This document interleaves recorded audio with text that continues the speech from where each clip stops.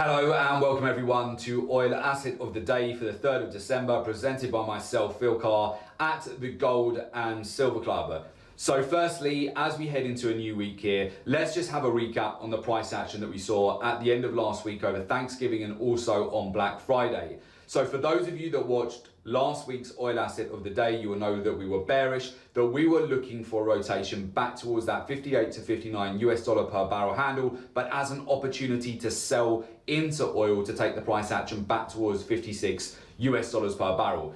On Friday, we had over a 4% sell-off on both WTI crude oil and Brent crude oil. So after all of the quiet price action that we saw over the Thanksgiving holidays, later on in the session on Friday, we hit significant profits in a very short period of time. In fact, on Friday, banking over 180 points profit, just over a couple of trades, but we continue to ride those positions going into this week as well. So we have sell shorts at the moment on WTI crude oil at $58.02 per barrel. We're also in a sell short as well on Brent crude oil at $62.25 per barrel.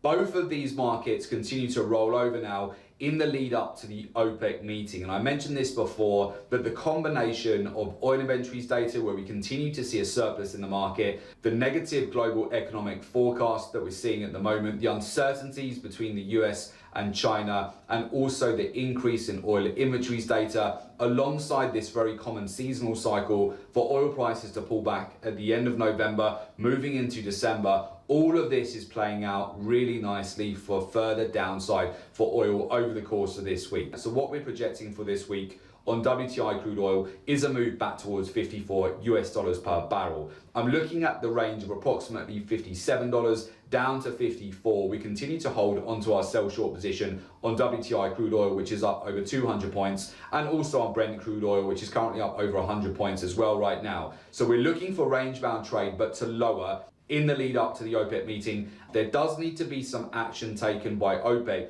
in order to maintain a balance in the market at the moment. We have seen that the output cuts are scheduled to last until March of next year. If OPEC does nothing, this is very likely to cause oil prices to break down further. If OPEC are just to keep the status quo and in fact extend out to June next year with output cuts, then we could see further consolidation in price. If we were to see a more dramatic cut in output, that's where we could see some support come into oil at the end of the week. But the expectation is we're going to consolidate to further prices, certainly in the lead up to that at the end of this week. And certainly that shakeout on Friday, the 4% breakdown in price, is what we have been waiting for. So I do hope many of you have capitalized on that sell-off with oil in the latest week. So with that, that's been Oil Asset of the Day. And of course, I wish you good trading.